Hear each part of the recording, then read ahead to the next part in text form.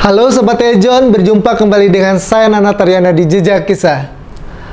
Kali ini saya akan mengajak kalian menelusuri kisah jejak Ibu Ratu Nyi Gede Jemaras. Beliau adalah putri Pangeran Cakrabuana. Bagaimana kiprah beliau dalam mendirikan desa Jemaras? Simak liputannya hanya di Jejak Kisah.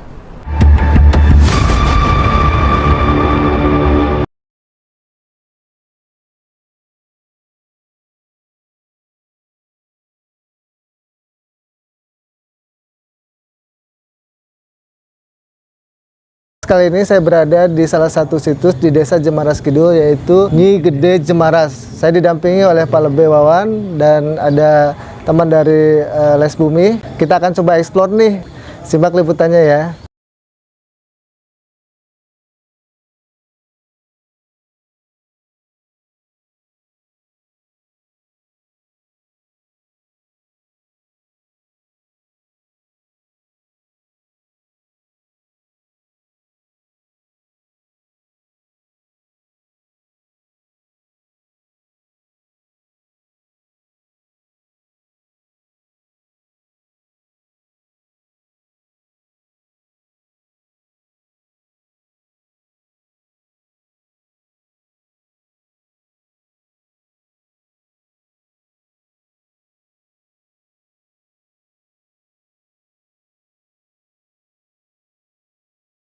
Desa Jemaras Kidul terletak di Kecamatan Kelangenan, Kabupaten Cirebon, Jawa Barat.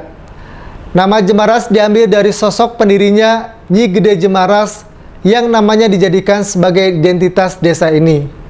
Pada masa penyebaran Islam di Tanah Jawa, para wali sanga berperan besar dalam membangun masyarakat berlandaskan nilai-nilai Islam. Di hutan sebelah barat wilayah Kesultanan Cirebon, Mbah Kuwu Cakrabuana beserta putrinya Nyi Gede Jemaras membuka lahan atau babad alas untuk mendirikan sebuah pedukuhan yang kelak menjadi cikal bakal desa Jemaras. Saat proses pembukaan lahan, pepohonan yang ditebang kemudian dibakar. Abu dari pembakaran itu diterbangkan angin dan jatuh ke berbagai arah. Uniknya, batas wilayah pedukuhan ditentukan berdasarkan di mana abu tersebut mendarat.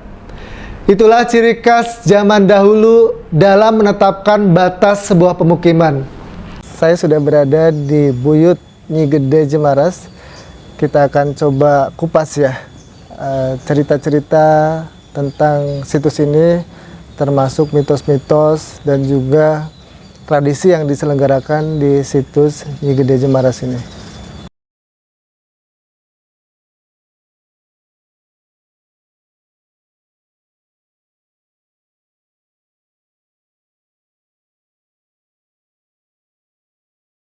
Kali ini saya udah berada di lokasi situs di desa Jemaras Kidul, yaitu Nyi Gede Jemaras. Kita akan coba tanya-tanya nih. Pak Lebe, boleh diceritakan sekilas tentang sejarah atau cerita dari situs ini, Pak?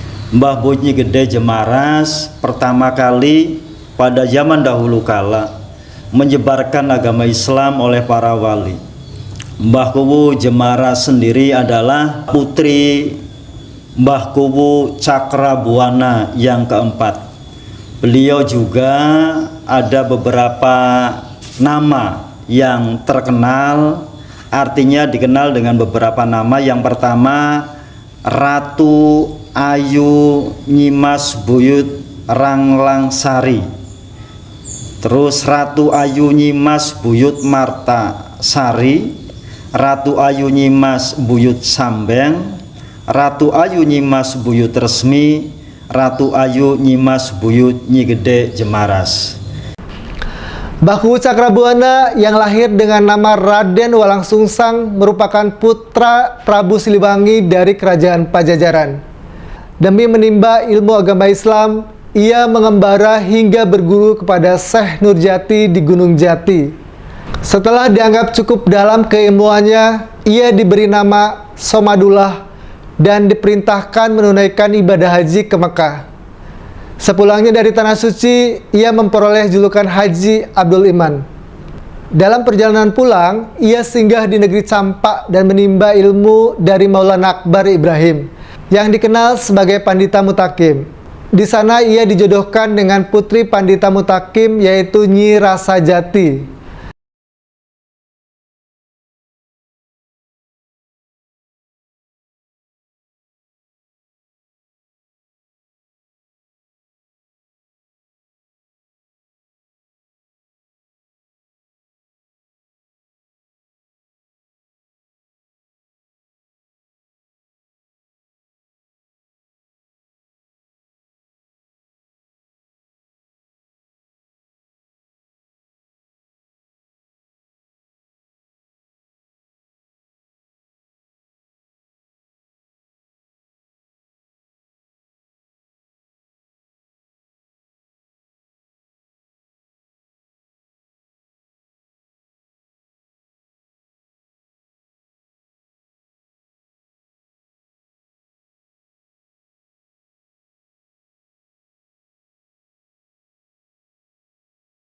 Kula cuma ada tambahan,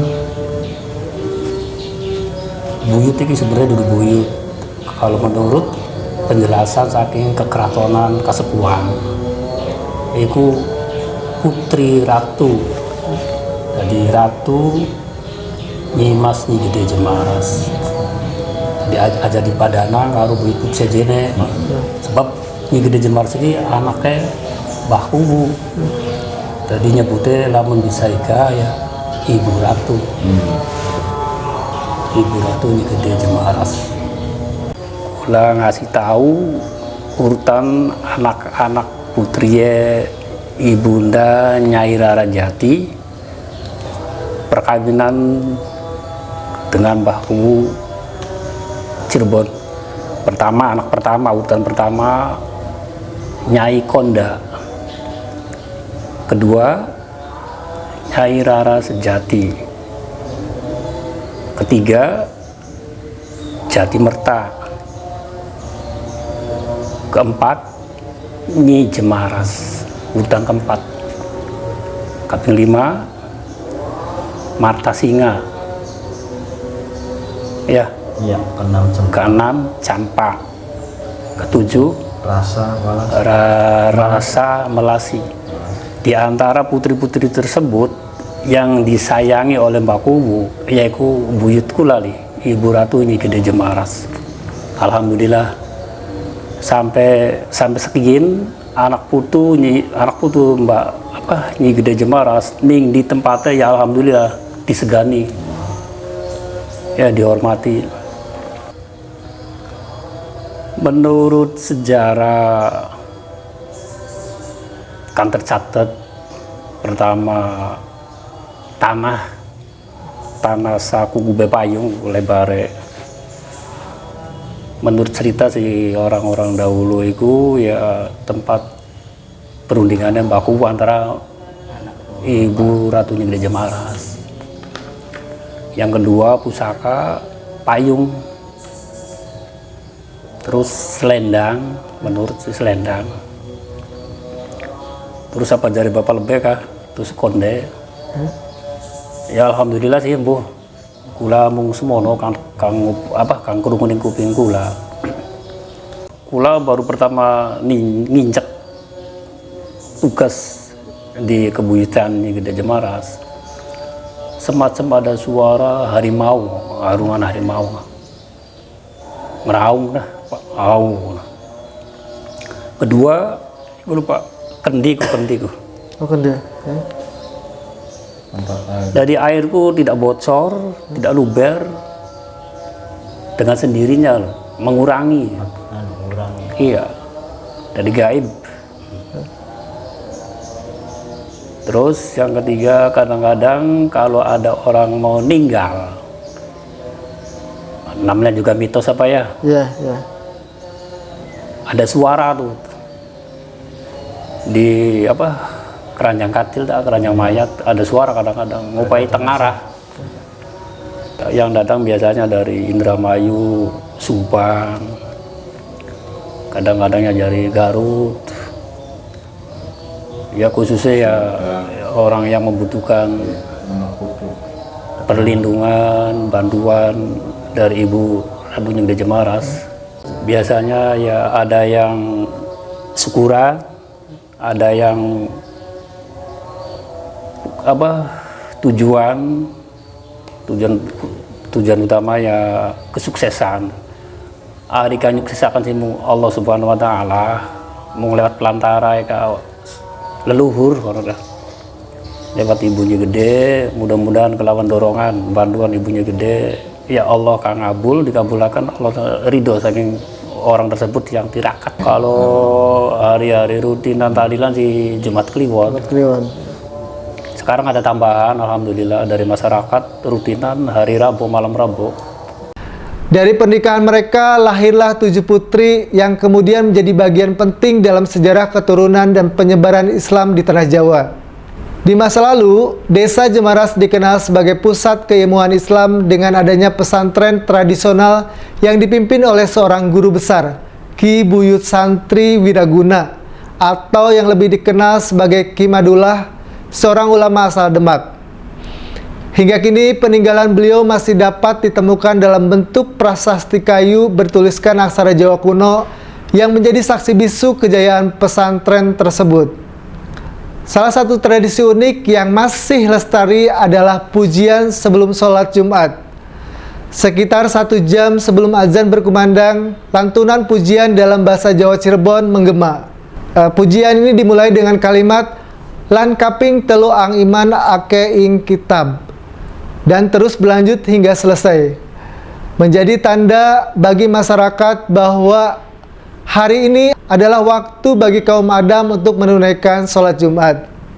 Kemarin ahli arkeologi dari Dinas Kebudayaan Pariwisata Kabupaten menemukan bata makam, ukuran bata makam yang ada di Buyut Nyi Gede Jemaras dengan di Gunung Jati itu hampir sama tahunnya, sekitar abad 15 itu 1476. Terus nisan. Ya, terus nisan ada namanya Ponggawa, nisan Ponggawa Abdi Dalam Raja itu ada sebagian di sini, cuman nggak terawat jadi patah. Terus ada peninggalan satu lagi yang belum ditemukan belum direhab, itu penasehat Buyut Nyi Gede Jemaras. Karena di Tengarai Buyut Nyi Gede Jemaras ini kan diangkat raja oleh Mbah Kuwu karena suaminya itu Adipati Keling. Jadi mungkin kekuasaan seluruh yang pernah diberikan oleh Mbah Kuwu ke Buyut Nyi Gede Jemaras. Kehidupan pun antara penasehat dengan Mbah Kuwu Jemaras atau istri yang baru Nyi Cempa diduga itu di sekitar sini. Karena nggak mungkin orang tua meninggalkan anaknya setelah berjuang bersama lah. Jadi ya ada situs-situs yang ini, makanya ada beberapa menunjukkan adanya sumur baru temuan. Itu aslinya itu kan kubangan yang pernah disinggahi oleh Mbah Kuwu, entah itu piaraannya atau untuk air wudhunya itu. Nah, kami juga di situ usulan dari arkeolog, tanah-tanah yang kosong ini karena udah ratusan tahun nggak dibikin makam, itu mungkin pernah rumah atau tempat ibadah di daerah situ adanya. Jadi nggak mungkin kalau Mbah Kuwu atau Nyi Gede ini pesan kepada anak cucunya tanah ini kan yang lain kan gampang dibikin makam. Nah, daerah situ tuh sampai ratusan tahun sampai hari ini tidak ada yang nggak berani bikin makam. Jadi diduga di situ mungkin diamnya atau Mbah Kuwu sama Nyi Gede Jemaras itu di daerah situ. Ini versi arkeolog. Makanya mohon kemarin gue lewat ini ke pemerintah desa untuk dilestarikan, dibikin joglo-jogloan atau apalah. Jangan sampai peninggalan leluhur ini habis untuk makam anak cucunya. Nah, kan kita masih lega itu masih sebelah utara. Khusus yang daerah situ yang sudah ratusan tahun tidak dibikin makam itu mohon dilestarikan. Iya. Karena makam-makam tua yang di situ banyak. Nah, masih di komplek ini juga? Iya. Di situ juga ada satu yang di dalam nisannya dituliskan dalam huruf Jawa kuno, namanya Ki Yai Rani. Aslinya itu tuh Bagus Rani yang perang dengan Belanda sebelum Diponegoro. Karena beliau meninggalnya 1817, sedangkan perang Diponegoro kan 1825. Jadi putra Cirebon ini Raja Jemaras khususnya ini dengan Belanda sudah nggak mau kerjasama sampai termasuk perang Kedongdong, Susukan sampai Jati 7, Jati Gede tuh villa perangnya di situ. Nah, entah apa tahun itu dikuburnya tetap di tanah kelahirannya dengan nisan tertulis Kiai Rani, aslinya Ki Bagus Rangin gitu. Ki Bagus Rangin. Ya leluhurnya sampai di situ kan ada buyut santri. Ini buyut santri ini dari pertemuan beberapa pesantren di se-Indonesia, ini paling tua adanya di Jemaras. Tapi letak aslinya di mana kami juga taunya kuburan aja Pangeran Santri Wiraguna. Ada Pangeran Ngabei Wirasasmita. Sebagian dari itu yang di sekitar sini. Nah, ada di tempat-tempat lain yang tadi disampaikan oleh Pak Lebih itu. Ada Buyut Pandey atau Syak Rokmat atau Pangeran Kejaksaan. Ada Ki Murti, ada Buyut Jebon, ada Buyut Judi. Jadi mungkin karena dulunya kerajaan jadi komplit di sini tuh. Semua akses hukum, perang apa ahli-ahli itu tuh ada di sini. Tata wilayah, tata ekonomi jadi. Nah, kita aja yang belum pernah menggali atau menemukan. Jadi kalau situs-situsnya bisa dibuktikan, artinya ada gitu. Cuman menggali arah ke sana, ya mungkin barangkali ke depan bisa ini bekerjasama atau kegiatan pemerintah desa bisa menemukan hal-hal yang benar-benar napak tilas ini. Artinya benar-benar leluhur kita itu diangkat oleh Mbah Kuwu sebagai putra mahkota, jadi punya gelar. Makanya tadi Pak Kunci bilang Nyai Ratu Dewi Martasari, Nyai Ratu Rarajati atau sejenisnya karena punya mahkota, punya kerajaan.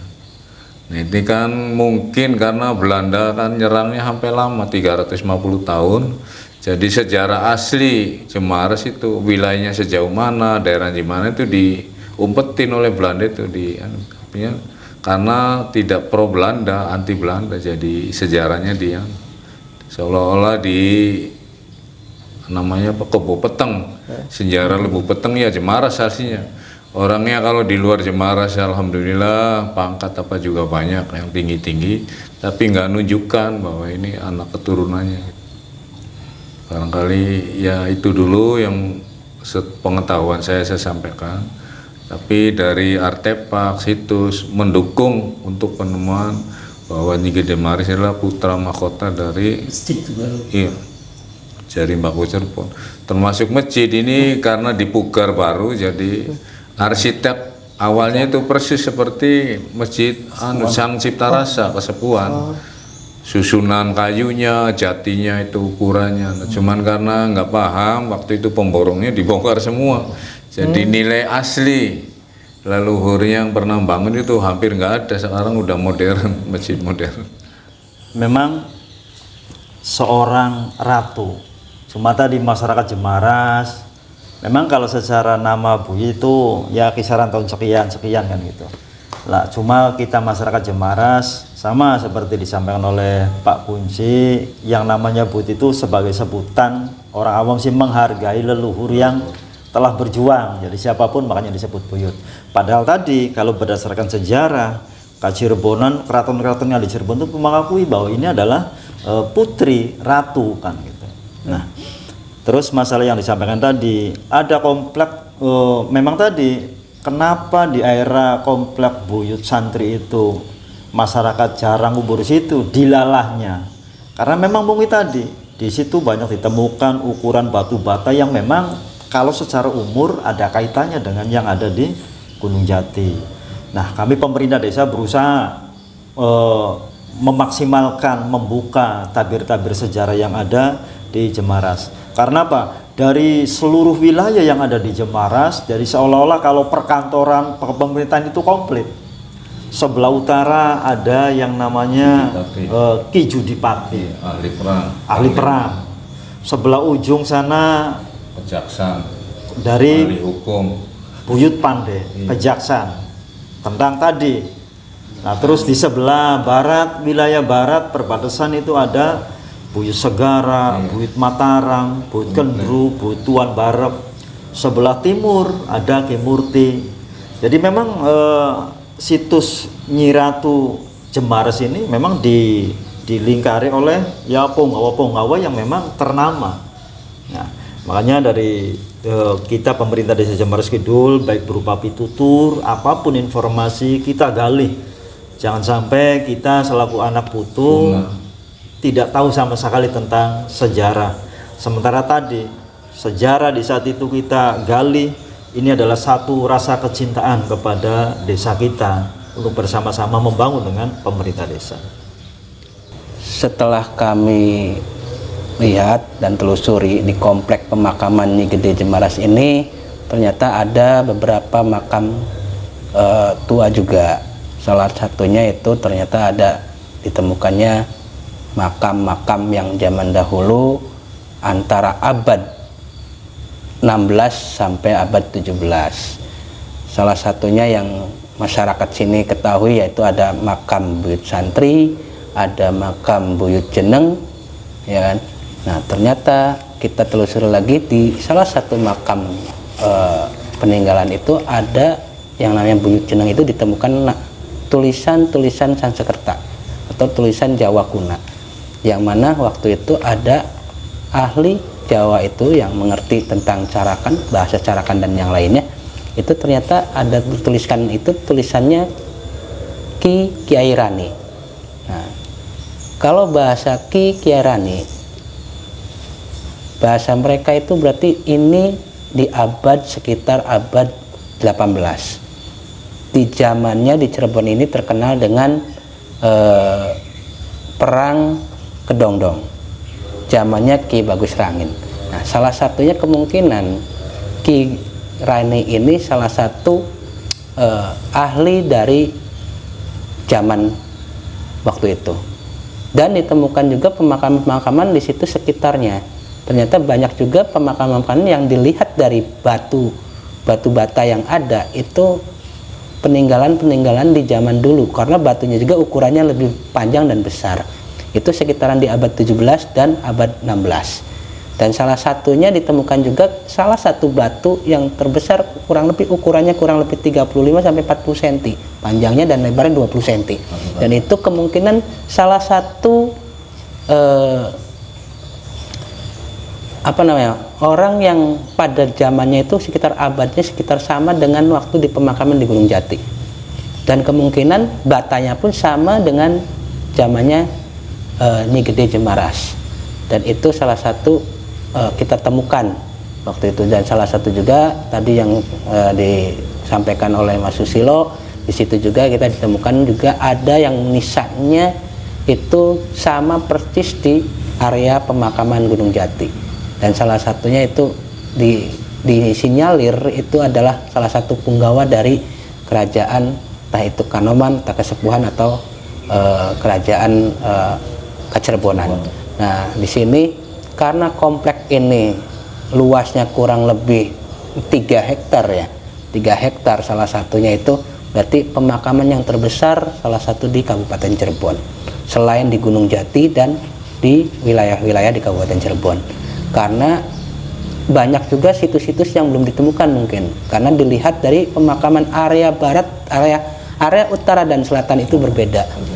Khususnya dilihat di area selatan itu makam-makam kuno, sedangkan di area utara itu pemakaman-pemakaman baru. Makanya tadi disinyalir disinilah tempat-tempat zaman dulu yang benar-benar dinamakan Tanah Jemaras. Jadi jangan sampai situs ini tercemar atau tidak terawat. Akhirnya saran dari beberapa arkeolog untuk pemerintah desa, dibikinlah minimalnya miniatur atau tempat yang setidaknya untuk situs itu sendiri, untuk menjaga dan melestarikan budaya atau tradisi atau penemuan-penemuan di Desa Jemaras Kidul.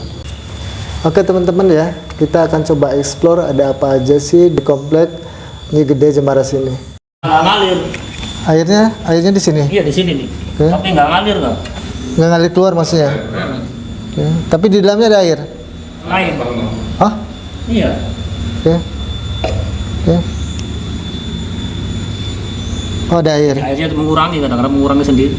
Mengurangi tapi nggak lebar ya? Sampai di lantai. Oh. Sampai sekarang?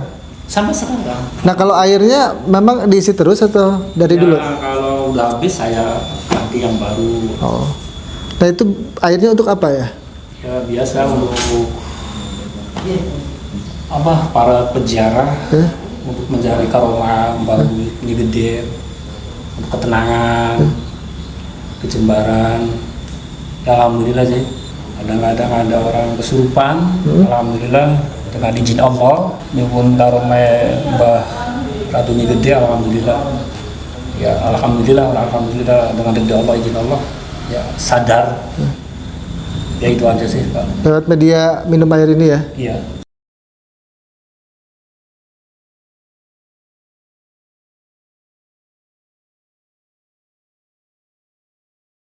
Lambang bendera Jemaras. Oh ini ya. Oke sahabat Tejon, itu dia penelusuran saya di Desa Jemaras Kidul, Kecamatan Kelangenan, Kabupaten Cirebon. Saksikan terus perjalanan saya hanya di Jejak Kisah. Jangan lupa like, comment, share, dan subscribe. Semoga bermanfaat dan sampai jumpa di episode selanjutnya.